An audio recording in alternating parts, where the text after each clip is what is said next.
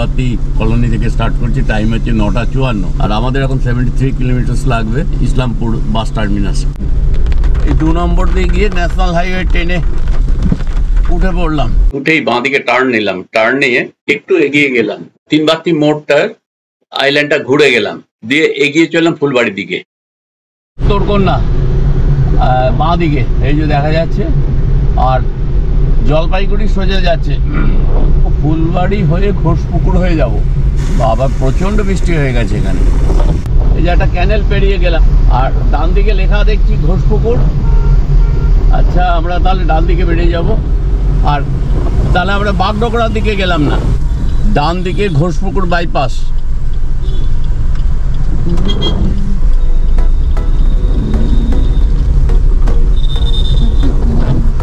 19 kilometre যাব। ওই যে আমাদের রাস্তা, ওইটা এই যে প্রথম যখন আমি মোটরসাইকেলে দার্জিলিং আসি, ওই লেপচা জগৎ, আমি ভুল করে ইসলামপুর থেকে বেরিয়ে বাগডোগরার রাস্তা ভেবে আমি ঘোষপুকুরের এই রাস্তায় ঢুকে গিয়েছিলাম। আর আমাদের ডান দিকে মহানন্দা রিভার যাচ্ছে।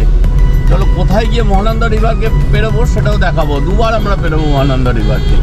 ডান দিকে মহানন্দা ব্যারেজ, আর আমরা মহানন্দা রিভারকে এখানে পেরোচ্ছি। আর নিচে গিয়ে আর একটা জায়গায় পেরোবো, তো আমাদের ডান দিকে মহানন্দা ব্যারেজ দেখা যাচ্ছে। আমরা যাচ্ছি ফুলবাড়ি ঘোষপুকুর বাইপাস। এখান থেকে গিয়ে আমরা NH-27, মানে আগে যেটা ছিল NH-31, সেখানে গিয়ে উঠবো। তারপরে গিয়ে কথা বলছি। হ্যাঁ, তারপরে চলো ওই পর্যন্ত চলো বেরিয়ে যাই। খুব সুন্দর রাস্তা এখনো পর্যন্ত দেখতে পাচ্ছি। সামনে এই জায়গাটার নাম কি? রাহামু। রাহামু মানে ওইভাবে বলতে পারো, রামুও বলতে পারো। আমাদিকে রাস্তাটায় ফাঁসি দেওয়া যাওয়া যাবে, ঠিক আছে? ফাঁসি দেওয়াতে কি আছে? জলপাইগুড়ির ফাঁসি দেওয়া একটা জায়গা। ঘোষপুকুর বাইপাস যে এত সুন্দর হয়েছে এটা জানা ছিল না। আমাকে এখনো প্রায় 5 কিলোমিটার ঘোষপুকুর বাইপাসে থাকতে হবে।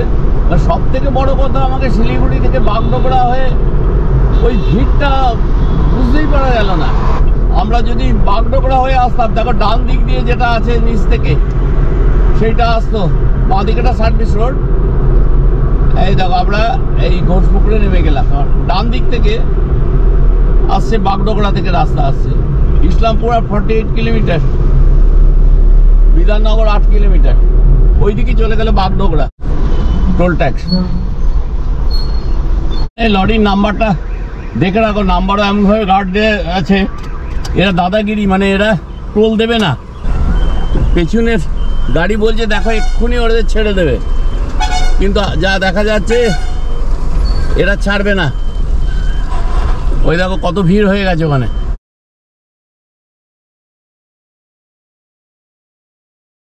বাধ্য হলাম গাড়ি পিছিয়ে নিয়ে অন্য লেনে ঢুকিয়ে বেরোতে। ভাজা হচ্ছিল, খেয়ে নিলাম, বেরিয়ে যাচ্ছি। মুরালিগঞ্জ হাই স্কুল পেছনেই, হায়ার সেকেন্ডারি স্কুল। মহানন্দা রিভারের উপর এই যে একটা ব্রিজ, এই ব্রিজটায় ওদিকটায় কাজ হচ্ছে। হ্যাঁ, যার জন্য ওখানটা বন্ধ করে রাখা হয়েছে ওদিকটা। এখন এইখানটাতেই উল্টো মুখে আমাকে যেতে হচ্ছে। হ্যাজার্ড লাইটটা জ্বালিয়ে দিয়ে যাচ্ছে, নিচে দিয়ে মহানন্দা হয়ে চলেছে। আজকে মহানন্দাকে 2 বার আমরা ক্রস করলাম। মেঘ থাকলেও বৃষ্টি বন্ধ হয়ে গেছে। সুন্দর একটা রাস্তার মধ্যে দিয়ে যাচ্ছি। সামনেই সোনাপুর হাট আসছে। সোনাপুরে মোহাম্মদ ইরফানের বাড়ি। তা ইরফানের সঙ্গে একটু দেখা করার ইচ্ছু ছিল। দাঁড়িয়েছিলাম মুরালিগঞ্জ হাই স্কুলের সামনেটায়। ওখানে অ্যাকচুয়ালি আমরা টিফিন করলাম। তারপরে এসে এইখানটায় একটু দাঁড়ালাম, কিন্তু মোহাম্মদ ইরফানকে পেলাম না।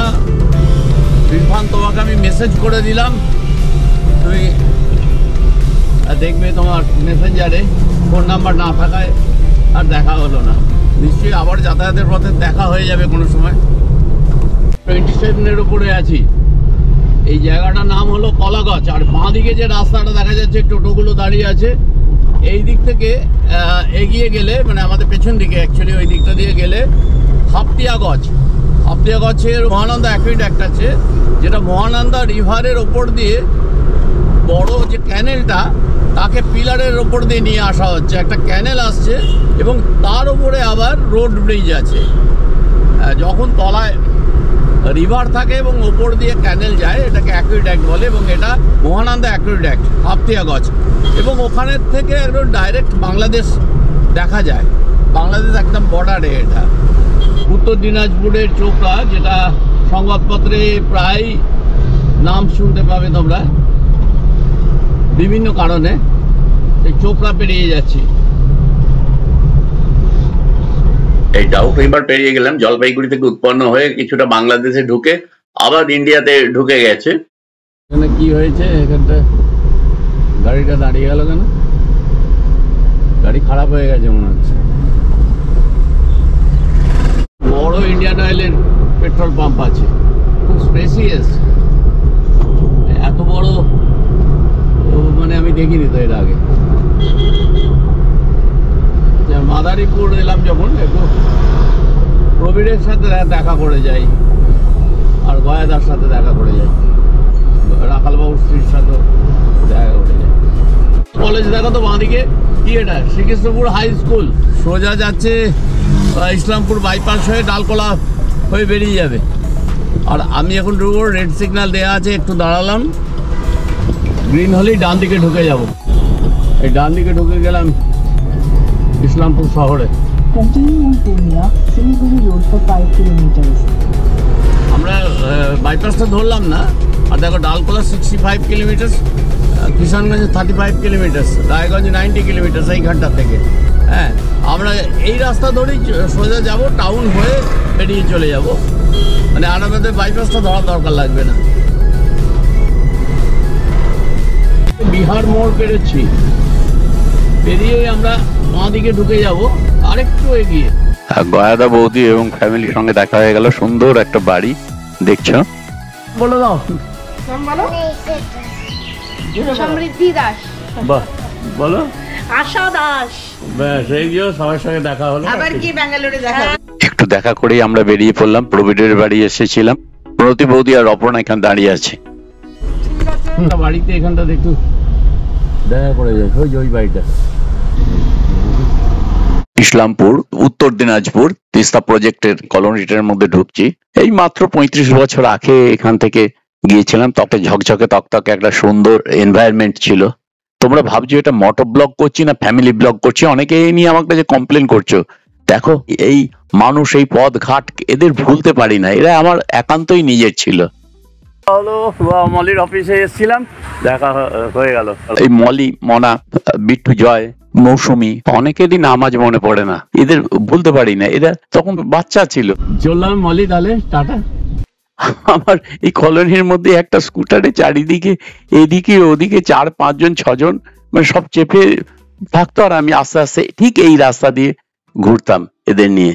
সেগুলো ভুলতে পারি, তারাই আজকে জীবনের বিভিন্ন জায়গায় প্রতিষ্ঠিত। খুব ভালো লাগে আজ এদের দেখে। অনেককে তো চিনতেও পারবো না সে নিজে পরিচয় না দিলে। অনেক বছর পরে ইয়াকুবদার মেয়ে লাডলি রানীর সঙ্গে দেখা হলো, নুরুল স্ত্রীর সঙ্গে এইমাত্র দেখা হলো, কবিরুলের সঙ্গে দেখা হলো। এই সামনেই যে কোয়ার্টার দেখা যাচ্ছে, এটা দিলীপদার কোয়ার্টার, দিলীপ হালদার, সর্বাণী বৌদি। সর্বাণী বৌদি তখন রেডিওয়ে গান করতেন শিলিগুড়ি থেকে। দেখো কি অবস্থা, কোয়ার্টারগুলোর কি হয়ে গেছে। যে তিস্তা কলোনিকে ছবির মতো দেখে গিয়েছিলাম, আজ তা বিবর্ণ হয়েছে। এই কোয়ার্টারটা কেমন লাগছে বলো?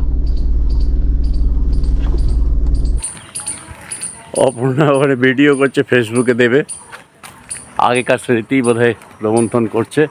সেই গাছে আজও পেয়ারা হচ্ছে, কিন্তু খাবে কে? পুরো কলোনিটাই তো এখন একটা ভুতুড়ে হয়ে রয়েছে, জঙ্গল। হ্যাঁ, কিছু কিছু জায়গায় এটা পুলিশকে দেয়া হয়েছে, সুপারিনটেন্ডেন্ট অফ পুলিশের কন্ট্রোলে এখন চলে গেছে। তিস্তা প্রজেক্টের সেই সৌন্দর্য হারিয়েছে, মায়া মমতা সবই হারিয়ে গেছে, এখন শুধু স্মৃতি হাতড়ানো।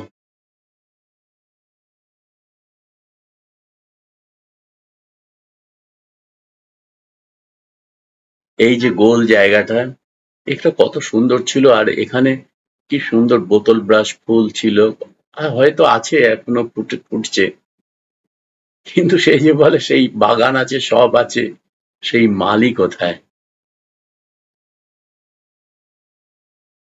এইখানে ঢুকলাম প্রথম, সেই প্রথম যে কোয়ার্টার অমরের, সেখানে থাকতে পেরেছিলাম। দূরে ফিল্ড হোস্টেল গুলো দেখা যাচ্ছে, কিন্তু একটি ফিল্ড হোস্টেলের রাস্তাও বন্ধ।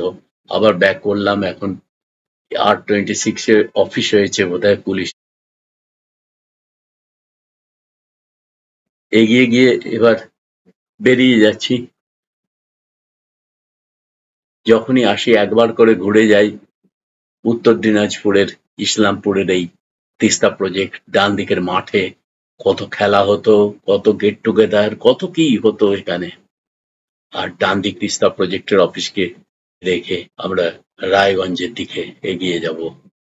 সেখান থেকে রায়গঞ্জ শিলিগুড়ি মোড় প্রায় 105 কিলোমিটার কিষানগঞ্জ হয়ে। আজকে যাই রায়গঞ্জে গিয়ে হল্ট করব। আর দেখতে হবে জয়ন্ত একটু অসুস্থ আছে, জয়ন্ত ঘোষ, ওকে ওখানে নার্সিং হোমে দেখতে হবে, সেখানেও যেতে হবে। চলো আমরা এগিয়ে যাই।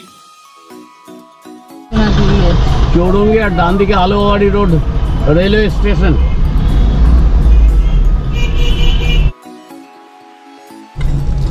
(78.8 কিলোমিটার)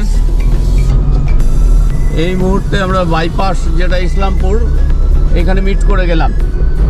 সামনে রায়গঞ্জের দিকে যাচ্ছি, এটা হচ্ছে অলিগঞ্জ। এই জায়গাটার নাম কি গো ভাই? আগে আমরা এইটা দিয়ে যেতাম, এইটা ছিল হাইওয়ে। ওই যে দূরে যেটা দেখা যাচ্ছে দুটো ব্রিজ, আর এখন এইটা হয়ে গেছে।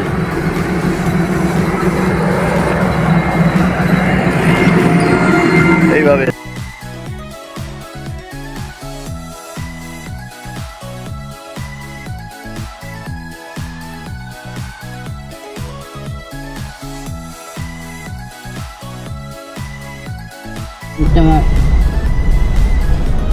এখানে কত আমরা এসেছিলাম এই রায়গঞ্জ বাইপাস দিয়ে। এবার আমরা রায়গঞ্জ টাউনে ঢুকবো। তাই ন্যাশনাল হাইওয়ে 12 মানে ন্যাশনাল হাইওয়ে 34 21 তারিখে এসেছিলাম এর ওপর দিয়ে। আমরা ঢুকে যাচ্ছি একবারে শহরের ভেতরে। এসে গেলাম কুলিক ফরেস্ট কাছেই একদম। এখানে সব সাইবেরিয়ান পাখি, আমরা বক বলে ছেড়ে দিই, বকের অনেক প্রজাতি আছে। আর এই যে ডান দিকে ঢুকছে কুলিক ফরেস্টের রাস্তা, এখানেও কি ছবি তোলা যায়। বাঁ দিকে ওই যে আছে ওয়াইল্ড লাইফ স্যাংচুয়ারি, প্রতিটা গাছে পাখি আছে। আর এই যে ডান দিকে টুরিস্ট লজ।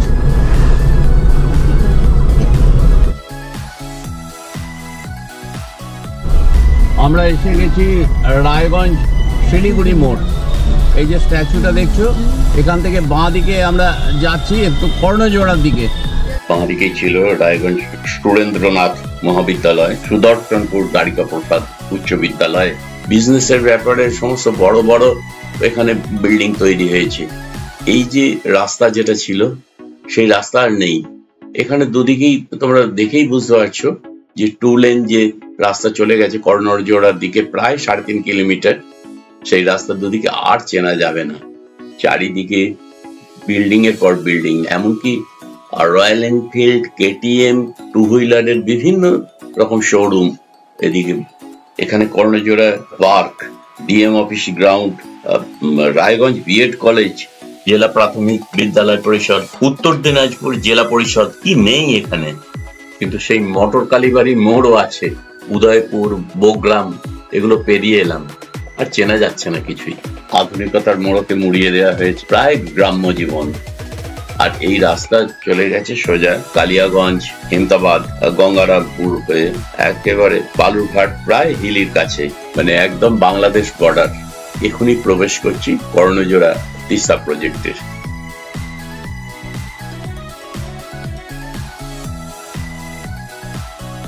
ইসলামপুর তিস্তা কলোনির মতোই কর্ণজোড়া রায়গঞ্জ উত্তর দিনাজপুরের এই তিস্তা কলোনিটা একসময় ধাঁ চকচকে একটা সুন্দর দেখবার জিনিস হতো। লোকে মানুষ আসতেন, সন্ধ্যা থেকেই উজ্জ্বল স্ট্রিট লাইটের আলোয় এই এরিয়া ঝলমল করে উঠতো।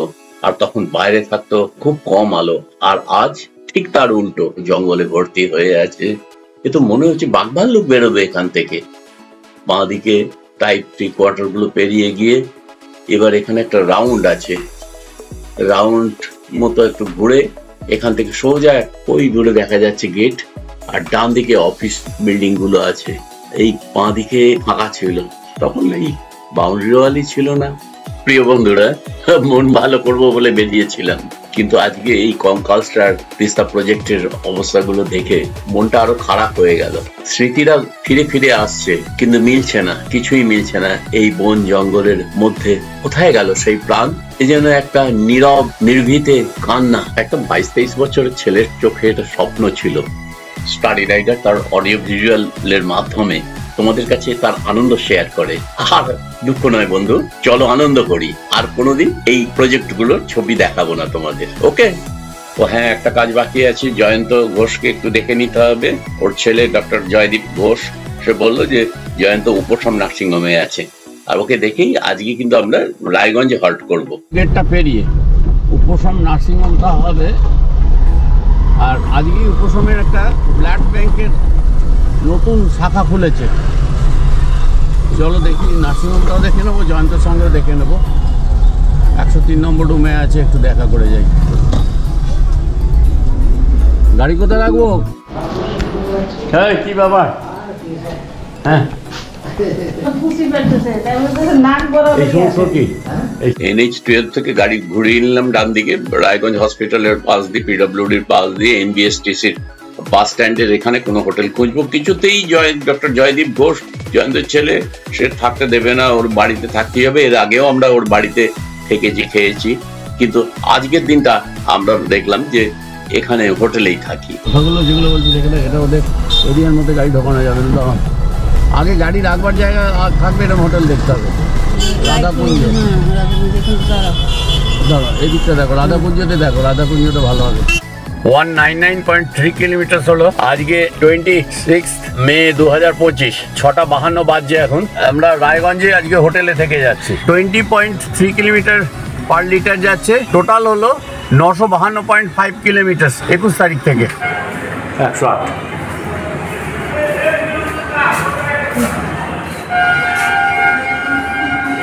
এই হচ্ছে হোটেল। এবারে সিটে চালু করতে হবে। কায়দা কারণ অনেক কিছুই আছে, দেখা যাক। ও এখানে এইসব আমার অত কাজে লাগবে না, ঠিক আছে। নাম রাধাকুঞ্জই। আমাদের টোটাল হোটেলে রয়েছে 10টা রুম রয়েছে। সামনের দিকে রয়েছে ডিলাক্স রুম, সেখানে ব্যালকনি রয়েছে, প্লাস কিছু এক্সট্রা ব্যাপার রয়েছে। ওটার প্রাইস রয়েছে 1500 টাকা, আর পিছনের রুমগুলোর প্রাইস রয়েছে 1400 টাকা, সব এসি। অর্কর বাবা, তাই তো? অর্কর বাবা মালিক এই হোটেলের। খুব সুন্দর হোটেল, আমরা দেখলাম, আমাদের ভালো লেগেছে। ইন অল রেসপেক্ট এটা খুব ভালো, আমাদের ব্যবহার সবচেয়ে ভালো। কোনো অসুবিধা নেই, না কোনো অসুবিধা নেই। যারা দেখছেন সবাই আসবেন, সবাই এসে একবার দেখবেন, ঠিক আছে।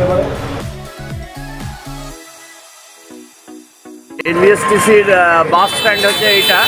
এটা আগে, একটু আগে এই বাসটা ছিল, এখন এইখানটা হয়েছে। আর এরই উল্টো দিকে আমরা গেলাম হোটেল রত্না। আর আমরা আছি ঠিক এই হোটেল রাধাকুঞ্জ ইন। হোটেলে ঢোকার আগেই অপর্ণা এই মন্দিরটা এলো, দেখো রাত্রে। যদি ভিডিওটা ভালো লেগে থাকে লাইক কমেন্টস দিও, যারা নতুন তারা স্টাডি রাইডার চ্যানেলটা সাবস্ক্রাইব করে দিও।